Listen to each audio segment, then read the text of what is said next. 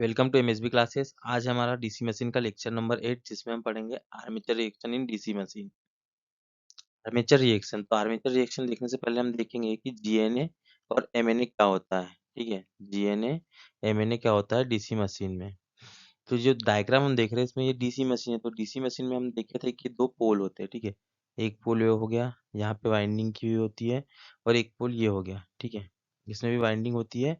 तो इसमें एक क्या मैग्नेटिक फील्ड बनता है, जिसका एक पोल यहाँ दिखाया है एन और एक पोल हो गया एस। तो और जो बीच में से होकर फ्लो हो रही है, एरो जो है डायरेक्शन दिखा रहा है फ्लक्स की, तो ये होता है फ्लक्स। तो जो हमारा जीएनए होता है, ठीक है, जियोमेट्रिकल न्यूट्रल एक्सिस, ये होता है जीएनए। तो हमारा जो जीएनए होता है, जो हमारे दो पोल बने हुए एन पोल है, एस पोल है। तो एन और एस पोल के यदि बीच से हम यदि सेंटर लाइन खींचे, ठीक है, ये हो गई दोनों पोल की सेंटर लाइन। तो इससे जो परपेंडिकुलर होता है वो होता है हमारा जीएनए, जियोमेट्रिकल न्यूट्रल एक्सिस, इसको जीएनए बोलते हैं। ठीक है, इसके बाद हम देखते हैं कि एमएनए क्या होता है। तो जब हम एमएनए देखते हैं तो ये हमारे दो पोल हो गए। ठीक है, सेम, एक एन पोल हो गया, एस पोल हो गया। तो जो दोनों पोल के बीच में जो फ्लक्स होता है, ठीक है, तो ये जो फ्लक्स है ये किससे होके फ्लो होगा, तो ये आर्मेचर से होता हुआ फ्लो होगा। ठीक है, यहाँ बीच में हमारा आर्मेचर रखा हुआ होता है। तो जो हमारा मैग्नेटिक न्यूट्रल एक्सिस जो होता है, तो यहाँ पे हमारे आर्मेचर के बीच में जो फ्लक्स होता है उससे जो परपेंडिकुलर लाइन होती है उसको बोलते हैं मैग्नेटिकल न्यूट्रल एक्सिस। ठीक है, फ्लक्स से परपेंडिकुलर। और ये जीएनए क्या था, यहाँ से जो सेंट्रल लाइन थी उससे परपेंडिकुलर। तो ये होता है हमारा जीएनए और एमएनए। अभी हमने देखा जीएनए और एमएनए, इसके बाद हम देखते हैं आर्मेचर रिएक्शन। तो उसके लिए हम पहले देख लेते हैं कि जो हमारे डीसी जनरेटर होते हैं, ठीक है, तो उसमें क्या होता है कि जो हमारा आई आर्मेचर होता है वो आई एल के इक्वल टू होता है। ये किस केस में होता है, ये होता है जब हम सीरीज जनरेटर को पढ़ रहे थे। ठीक, और जो आई ए होता है वो I L plus I S H, जहाँ I S H shunt field current है। तो ये कौन से जनरेटर में होता था, ये शंट जनरेटर में होता था। इसी टाइप से हमारा कंपाउंड जनरेटर में भी होता है। इसको देखते हैं कि जब हम डीसी जनरेटर की बात करें तो उसमें ये होता है हमारा मेन फील्ड। ये फील्ड प्रोड्यूस करने के लिए यहाँ पे वाइंडिंग की जाती है और यहाँ पे वाइंडिंग की जाती है। तो उसके कारण हमारा एक फील्ड बनता है, ये एन से एस की ओर जो फ्लक्स लाइंस गई है। ठीक है, तो ये होता है मैग्नेटिक फील्ड।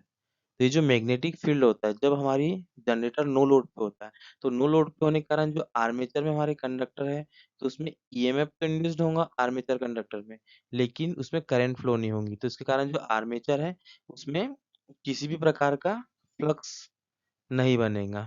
ठीक है, मतलब उसके खुद के करंट के कारण कोई फ्लक्स नहीं आएगा, क्योंकि ये शंट करंट तो होती है फ्लो, लेकिन बहुत कम वैल्यू की होती है, तो इससे कोई इतना फर्क नहीं पड़ता है। तो जो हमारा फ्लक्स होता है वो यहाँ पे यूनिफॉर्म होता है।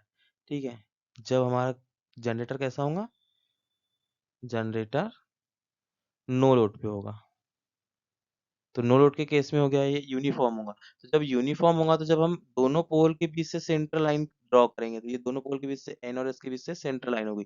तो जो सेंट्रल लाइन के परपेंडिकुलर लाइन होती है उसको बोलते हैं हम जियोमेट्रिकल न्यूट्रल एक्सिस। ठीक है, तो ये होगी जीएनए।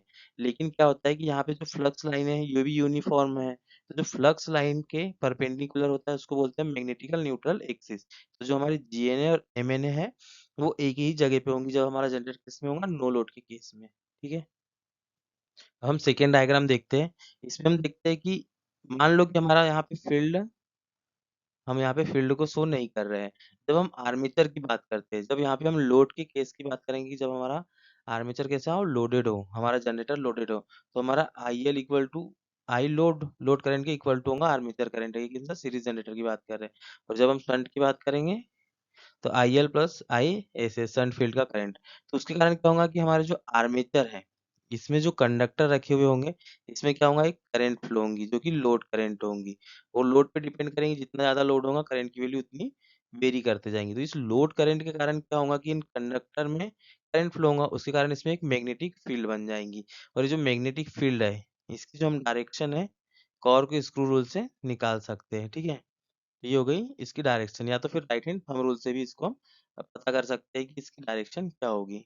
ठीक, तो ये हो गया आर्मेचर का फ्लक्स किसके, लोड के केस में। ये हो गया जब लोड नहीं था। और जब मान लो जब हम लोड लगा रहे हैं तो जो हमारा आर्मेचर हुआ उसमें कुछ इस टाइप से हमारी फ्लक्स लाइंस बनेगी। ठीक है, अब इसके बाद हम दोनों को साथ में देखेंगे कि जब हमारा जनरेटर ये नो लोड में था तो हमारी जो फील्ड लाइन ऐसी हुई, जब लोड में आया तो लोड में आने के कारण क्या हुआ, आर्मेचर के कंडक्टर में भी एक फ्लक्स आया। तो इस आर्मेचर फ्लक्स का ये फील्ड फ्लक्स पे जो इफेक्ट होगा उसको हम अभी आगे देखते हैं। जो भी हमने देखा कि जो हमारा मैग्नेटिकल न्यूट्रल एक्सिस है और जो डायमेट्रिकल न्यूट्रल एक्सिस है वो सेम पॉइंट पे होंगे, जबकि हमारा फ्लक्स कैसा होगा, यूनिफॉर्म होगा और हमारा जनरेटर नो लोड के केस में होगा। तो ये यही बोलता है कि जो हमारा ब्रश है वो मैग्नेटिक न्यूट्रल एक्सिस पे होना चाहिए हमेशा, और इसी को हम फिर क्या बोलते हैं, यही एक्सिस को कम्यूटेशन एक्सिस बोल देते हैं। ठीक है, ये हो गया कम्यूटेशन एक्सिस। जब हमारा जनरेटर नो लोड के केस में था, ठीक है, ये हो गया नो लोड का केस। तो उसमें जो आर्मेचर की करंट है वो 0 थी लगभग, ठीक है, 0 आई आर्मेचर करंट। तो उसके कारण क्या था, जो फील्ड फ्लक्स है एक यूनिफॉर्म तरीके से डिस्ट्रीब्यूटेड था। तो यूनिफॉर्म तरीके से डिस्ट्रीब्यूटेड था तो हमने दोनों पोल के बीच से सेंटर लाइन खींची और उसके परपेंडिकुलर हमारा क्या हो गया, ज्योमेट्रिकल न्यूट्रल एक्सिस। और जो हमारा फ्लक्स है यहाँ पे उसके परपेंडिकुलर जो लाइन होगी क्या होगी, मैग्नेटिकल न्यूट्रल एक्सिस। तो ये दोनों क्या होंगी, साथ में होंगी, कब, जब नो लोड के केस में हो गया। ठीक है, ये भी सेम नो लोड का केस है, यहाँ पे जो दिखाया गया है ये एन एस। ठीक है, ये कुछ कॉनकेव टाइप का होता है ताकि यहाँ पे यूनिफॉर्म मैग्नेटिक फील्ड हो। तो ये हो गया नो लोड का केस। ठीक है, जब हम लोड के केस में देखेंगे हमारे जनरेटर को, ये हो गया लोड का केस। तो लोड के केस में क्या होता है कि यहाँ पे हमारा जो आर्मेचर में कंडक्टर रखे हैं इसमें करंट फ्लो होता है, और करंट फ्लो होने के कारण इसमें यहाँ पे मैग्नेटिक फील्ड बन जाती है, जिसको कि हम राइट हैंड थंब रूल से इसकी डायरेक्शन पता कर लेते हैं। ठीक है, यहाँ पे डॉट, यहाँ पे क्रॉस बना है, मतलब यहाँ से करंट अंदर की साइड जा रही है। जब यहाँ पे हम थंब रूल लगाएंगे तो इधर साइड हमारा थंब दिखाएगा का इसको, करंट की डायरेक्शन को, और जो इसके सराउंडिंग लाइन है वो दिखाएगा मैग्नेटिक फील्ड को।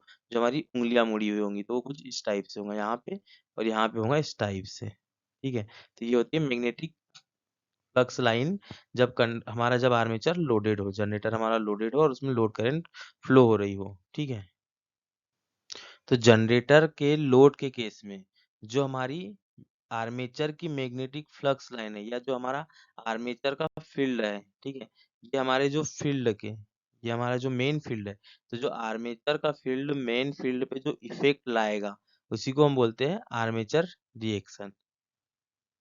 तो आर्मेचर रिएक्शन क्या होती है इसको देख लेते हैं। तो armature reaction simply show the effect of armature field on main field.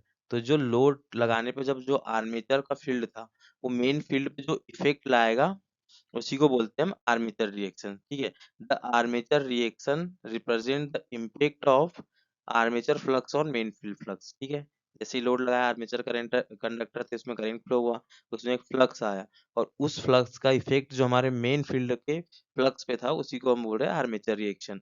The armature field is produced by the armature conductor.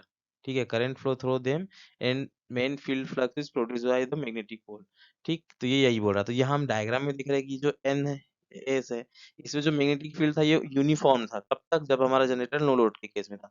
जैसे ही हम जनरेटर पर लोड लगाते हैं तो क्या होता है कि जो हमारे आर्मेचर के फ्लक्स के कारण ये जो हमारा मेन फील्ड फ्लक्स है ये क्या होता है, डिस्टॉर्टेड हो जाता है। ये कुछ इस टाइप से यहाँ पे डिस्टॉर्टेड हो जाता है, तो इसको हम बोलते हैं आर्मेचर रिएक्शन। और जब हमारा फील्ड जो हुआ वो डिस्टॉर्टेड हुआ तो उसके कारण हमारी फ्लक्स लाइन कुछ इस टाइप से हो गई। तो जो हमारी मैग्नेटिकल न्यूट्रल एक्सिस होती है जो फ्लक्स लाइन के परपेंडिकुलर होती है, ठीक है, ये जो फ्लक्स लाइन है ये डिस्टॉर्टेड हुई, इसके कारण हमारा जो रिजल्टेंट न्यूट्रल एक्सिस है, जो मैग्नेटिकल न्यूट्रल एक्सिस है वो कुछ डिग्री शिफ्ट हो गया जियोमेट्रिकल न्यूट्रल एक्सिस से। ठीक है, इसमें एक बात और हम देख लेते हैं, जब हमारा जनरेटर इस डायरेक्शन में घूम रहा हो, ठीक है, तो जो पोल की टिप, ये जो पोल की टिप है जो पहले पड़ती है इसको बोलते हैं हम लीडिंग पोल टिप। ठीक है, लीडिंग पोल टिप। और जो इस साइड से ऐसे रोटेट हो रहा तो जो पीछे पड़ती है, ठीक है, इसे लीडिंग पोल टिप हो गई। ठीक है, यहाँ पे जो पहले पड़ी इसको क्या बोल दिया, लीडिंग पोल टिप। ठीक है, और जो यहाँ पे जो जिस साइड से घूम रहा है और जो पीछे वाला भाग है उसको बोलते हैं हम लेगिंग पोल टिप। ठीक है, मतलब इस साइड रोटेट हो रहा, जो पीछे वाला उसको बोल देते हैं हम लेगिंग पोल टिप। ठीक है, तो जो हमारी मैग्नेटिक न्यूट्रल एक्सिस है MNA। जब हम जनरेटर की बात करेंगे तो ये जो डिस्टॉर्टेड होता है, तो जनरेटर के केस में क्या होता है कि जो हमारी MNA है, ये जनरेटर के रोटेशन की डायरेक्शन में आगे की ओर इधर शिफ्ट हो जाती है। तो जब ये डिस्टॉर्टेड होता है हमारा मैग्नेटिक फील्ड, तो आर्मेचर रिएक्शन के कारण क्या हुआ कि जो हमारा मैग्नेटिक फील्ड है यहाँ डिस्टॉर्टेड होकर नीचे के साइड में आ गया। तो जो हमारा लीडिंग पोल टिप है, इस पे जो हमारा इफेक्ट आएगा आर्मेचर रिएक्शन रिएक्शन का, तो वो कैसा आएगा? वो आएगा डीमैग्नेटाइजिंग। डीमैग्नेटाइजिंग आएगा, ठीक है। और जब ये फ्लक्स कुछ इस टाइप से दिख रहा है कि हमारी फ्लक्स लाइन लेगिंग पोल टिप के साइड में ज्यादा है, तो ये यहाँ पे आएगा इफेक्ट मैग्नेटाइजिंग, ठीक है। ऐसी सेम इधर यहाँ पे लेगिंग पोल टिप पे, यहाँ पे फ्लक्स लाइन ज्यादा है, यहाँ पे आएगा हमारा मैग्नेटाइजिंग, और लीडिंग पोल टिप पे क्या आएगा? डीमैग्नेटाइजिंग, ठीक है। तो इसके कारण क्या होता है कि जो हमारी लीडिंग पोल टिप है, ठीक है, ये हमारी जो लीडिंग पोल टिप है, इस पे आएगा मैग्नेटाइजिंग इफेक्ट, और जो हमारी लेगिंग पोल टिप है, इस पे आएगा मैग्नेटाइजिंग इफेक्ट। लीडिंग पे डीमैग्नेटाइजिंग और लेगिंग पे मैग्नेटाइजिंग। तो इसके कारण क्या होता है कि जब भी हम मशीन डिजाइन करते हैं, तो ये हमारा पोल है, तो इसको हम मैक्सिमम एफिशिएंसी के लिए डिजाइन करते हैं। मैक्सिमम एफिशिएंसी के लिए इस टाइप से डिजाइन करते हैं कि जो हमारा पोल है, वो हमारे मैक्सिमम फ्लक्स को प्रोड्यूस करे। तो जब हम यहाँ पे देखेंगे कि आर्मेचर रिएक्शन के कारण जब मैग्नेटाइजिंग इफेक्ट आएगा, तो हमारी कोर जो है उसका ये जो टिप होगा इस साइड का, ये कैसे हो जाएगा? सेचुरेटेड हो जाएगा, ठीक है। सेचुरेट हो जाएगा, क्योंकि हम पहले ही मैक्सिमम पे चल रहे थे। ये सेचुरेट हो जाएगा तो उसके कारण क्या होगा कि इसमें मैग्नेटाइजिंग इफेक्ट क्या होगा? ये जो मैग्नेटाइजिंग इफेक्ट होगा वो ज्यादा नहीं होगा। लेकिन यहाँ पे जब डीमैग्नेटाइजिंग इफेक्ट की बात करें, तो ये जो डीमैग्नेटाइजिंग इफेक्ट होगा कंपेरिजन तो मैग्नेटाइजिंग इफेक्ट ये ज्यादा होगा। तो जो हमारा ओवरऑल ओवरऑल इफेक्ट जब हम देखेंगे आर्मेचर रिएक्शन के कारण, तो वो कैसा होगा? डीमैग्नेटाइजिंग, ठीक है। आर्मेचर रिएक्शन के कुछ पॉइंट देख लेते हैं। ड्यू टू आर्मेचर रिएक्शन, ठीक है, मैग्नेटिक और neutral axis shift direction of the rotation in generator and the opposite in motor, ठीक है। तो ये बोल रहा है कि जो हमारी मैग्नेटिकल न्यूट्रल एक्सिस थी, ये हमारी MNA है, मैग्नेटिकल न्यूट्रल एक्सिस है। ये जनरेटर के केस में, जनरेटर यदि इस साइड रोटेट हो रहा है, तो ये जनरेटर की रोटेशन की डायरेक्शन में शिफ्ट हो जाती है हमारी मैग्नेटिकल न्यूट्रल एक्सिस, ठीक है। जनरेटर की रोटेशन की डायरेक्शन में जनरेटर हमारा कुछ इस टाइप से रोटेट हो रहा है, ठीक है। सेकेंड पॉइंट हम देख लेते हैं, फर्स्ट हो गया हमारा, सेकेंड पॉइंट देख लेते हैं। Due to armature reaction demagnetising effect at leading pole tip, ठीक है। लीडिंग पोल टिप किसको बोल रहे थे हम? तो लीडिंग पोल टिप वो है जब जनरेटर हमारा इस डायरेक्शन में घूम रहा है, रोटेशन की डायरेक्शन है, तो जो पहला पोल टिप पड़ेगा इसको बोलते हैं हम लीडिंग लीडिंग पोल टिप, और जो उसके बाद वाला पड़ेगा, जैसे पीछे वाला पड़ेगा, उसको बोलते हैं हम लेगिंग पोल टिप, ठीक है। सेम वैसे यहाँ पे क्या हो जाएगा? लीडिंग पोल टिप, और यहाँ पे हो जाएगा लेगिंग पोल टिप, ठीक है। तो सेकेंड पॉइंट क्या बोलता है? Due to armature reaction demagnetising effect at the leading pole tip, ठीक है। तो लीडिंग पोल टिप पे क्या होगा? डीमैग्नेटाइजिंग इफेक्ट होगा। तो यहाँ पे हम देख पा रहे हैं कि जो हमारा लीडिंग पोल टिप है, इस पे हमारा फ्लक्स लाइनें कम है, तो यहाँ पे हमारा जो मैग्नेटाइजिंग इफेक्ट कैसा हो गया? डीमैग्नेटाइजिंग हो गया। And magnetising effect at leading pole tip, ठीक है। और ये जो हमारा लीगिंग पोल टिप है, इस साइड में कैसा हो गया? हमारा मैग्नेटाइजिंग इफेक्ट हो गया। Due to saturation demagnetising effect is more as compare to magnetising effect, ठीक है। अभी हमने देखा कि सेचुरेशन के कारण क्या होता है, यहाँ पे मैग्नेटाइजिंग इफेक्ट हुआ किस पे? लेगिंग पोल टिप पे, यहाँ पे और यहाँ पे। यहाँ पे हमारी कोर क्या हो जाएंगी? सेचुरेटेड हो जाएंगी। तो और यहाँ पे क्या होगा? डीमैग्नेटाइजिंग इफेक्ट होगा। तो सेचुरेशन के कारण क्या होगा कि हमारा मैग्नेटाइजिंग इफेक्ट डीमैग्नेटाइजिंग इफेक्ट के कंपैरिजन में कम होगा, जिसके कारण हमारा जो ओवरऑल, ठीक है, ओवरऑल इफेक्ट कैसा आएगा? डीमैग्नेटाइजिंग, जो कि आर्मेचर रिएक्शन के कारण आएगा, ठीक है। तो जो हमारा आर्मेचर रिएक्शन है उसको हम ग्राफ में भी देख लेते हैं यहाँ पे, कि ये देख लो, ये मान लो कि हमारा इस टाइप से कुछ था हमारा फील्ड, ये फाई एफ था, और ये फाई आर्मेचर की डायरेक्शन थी। तो जब इसमें हमारा आर्मेचर फ्लक्स का फील्ड फ्लक्स पे इफेक्ट आता है, तो उसके कारण जो हमारा रिजल्टेंट फ्लक्स है कुछ इस टाइप से यहाँ पे फाई आर आता है। ठीक है, तो इसी को बोलते हैं हम क्रॉस मैग्नेटाइजिंग इफेक्ट। ये होता है हमारा क्रॉस मैग्नेटाइजिंग इफेक्ट, ये हुआ आर्मेचर रिएक्शन के कारण। तो इस क्रॉस मैग्नेटाइजिंग इफेक्ट के कारण क्या क्या होता है वो यहाँ हम समझेंगे। ठीक है, तो फर्स्ट पॉइंट क्या है, increase in iron losses due to cross magnetising effect. जो क्रॉस मैग्नेटाइजिंग इफेक्ट था उसके कारण क्या हुआ था कि जो हमारा लेगिंग पोल टिप था, ठीक है, तो उस पे हमारा सेचुरेशन का केस आ गया था, मतलब वहाँ पे हमारा फ्लक्स डेंसिटी बढ़ गई थी। तो जो हमारा पी एडी करंट लॉस है वो डायरेक्टली प्रोपोर्शनल होता है जो हमारी फ्लक्स डेंसिटी है उसके स्क्वायर के, और जो हमारा पी हिस्टैरिसीस लॉस है वो डायरेक्टली प्रोपोर्शनल होता है जो मैक्सिमम फ्लक्स डेंसिटी है उसकी पावर 1.6। ठीक है, तो ये जो दो फॉर्मूले से हम समझ पा रहे हैं कि जो हमारा एडी करंट लॉस है, हिस्टैरिसीस लॉस है, इसकी वैल्यू बढ़ जाएंगी।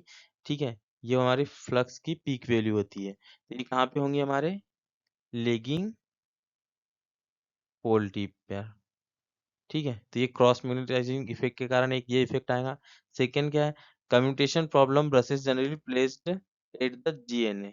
जो ज्योमेट्रिकल न्यूट्रल एक्सिस है उस पे हमारे ब्रश नॉर्मली प्लेस्ड होते हैं, क्योंकि जो हमारा मैग्नेटिक न्यूट्रल एक्सिस है वो भी जीएमएनए और जीएनए और एमएनए एक ही पॉइंट पे था, and due to armature reaction MNA shift.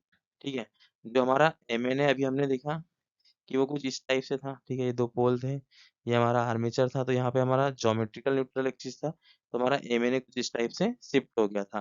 तो उसके कारण क्या होगा कि कम्यूटेशन की प्रोसेस में एक वोल्टेज इंड्यूस हो जाएगा और उसके कारण वहाँ पे स्पार्किंग आएगी। ठीक है, और इसके बाद नेक्स्ट पॉइंट देखते हैं, sparking due to maximum flux density extra voltage induced into the coil. ठीक है, कम्यूटेशन के केस की जब बात करेंगे तो वहाँ पे एक एक्स्ट्रा वोल्टेज रहेगा कम्यूटेशन के टाइम पे, जो कि वोल्टेज जीरो होना चाहिए, तो उसके कारण है कि स्पार्किंग आएंगी। और इसके कारण एक और प्रॉब्लम आती है कि जो हमारे बस है, ठीक है, उसको हमको जी एन ए पे रखना होता है। ठीक है, जीएनए पे, क्योंकि यहाँ पे हमारा मैग्नेटिक न्यूट्रल एक्सिस भी होता है। लेकिन क्या होता है कि जब आर्मेचर रिएक्शन के कारण ये शिफ्ट हो जाता है, ठीक है, तो शिफ्ट होता है तो उसके बाद हमें बस आइडियल कंडीशन में यहाँ रखने होंगे जब हमारा कम्यूटेशन प्रॉपर हो पाएगा। लेकिन ये जो एमएनए है ये फिक्स नहीं होता है। ठीक है, ये जैसे जैसे लोड करंट कम ज्यादा होंगी उसके कारण जो हमारा आर्मेचर है उसका इफेक्ट हमारे फील्ड फ्लक्स पे आएगा और उसके कारण ये वेरी होता रहेगा। ठीक है, ज्यादा लोड रहा तो कुछ इस टाइप शिफ्ट हो जाएगा इधर, कम लोड रहा तो थोड़ा पीछे साइड शिफ्ट होगा। इसके कारण हम ब्रश को बार बार शिफ्ट नहीं कर सकते, इसलिए हम कम्यूटेशन के लिए, कम्यूटेशन को कम करने के लिए, स्पार्किंग को कम करने के लिए अलग मेथड का यूज करते हो, भी हम आगे चल के पढ़ेंगे। जो क्रॉस मैग्नेटाइजिंग इफेक्ट हुआ, ठीक है, उसमें जो मैग्नेटाइजिंग इफेक्ट के कारण जो जो पॉइंट थे वो हमने देख लिए। अब जब हम डिमैग्नेटाइजिंग इफेक्ट की बात करें तो जो ओवरऑल इफेक्ट होता है वो 1 to 5% होता है। डिमैग्नेटाइजिंग इफेक्ट क्रॉस मैग्नेटाइजिंग के टाइम में मैग्नेटाइजिंग और डिमैग्नेटाइजिंग, तो डिमैग्नेटाइजिंग ज्यादा होता है तो इसके कारण 1 to 5% डिमैग्नेटाइजिंग इफेक्ट आता है। Cost of field winding increase to compensate effect. ठीक है, 1 to 5%, 1 to 5% क्या हुआ कि हमारी फील्ड वीक हो गई, फील्ड वीक हो गई, तो इसको वीक फील्ड को वापस से गेन करने के लिए हमको एक्स्ट्रा टर्न की जरूरत पड़ेगी वाइंडिंग में, जो हमारी ओवरऑल कॉस्ट है हमारी मशीन की वो बढ़ जाएंगी। ठीक है, तो जो आर्मेचर रिएक्शन है वो क्या होता है एक बार हम देख लेते हैं कि जो हमारे फील्ड फ्लक्स पे, फील्ड फ्लक्स पे आर्मेचर फ्लक्स का जो इफेक्ट होता है उसी को बोलते हैं हम आर्मेचर रिएक्शन। ठीक है, मतलब आर्मेचर फ्लक्स का फील्ड फ्लक्स पे जो इफेक्ट होता है उसी को हम आर्मेचर रिएक्शन कहते हैं। तो यदि हमारा वीडियो अच्छा लगता है तो इस वीडियो को लाइक करें और हमारे चैनल को सब्सक्राइब करें। Thank you for watching.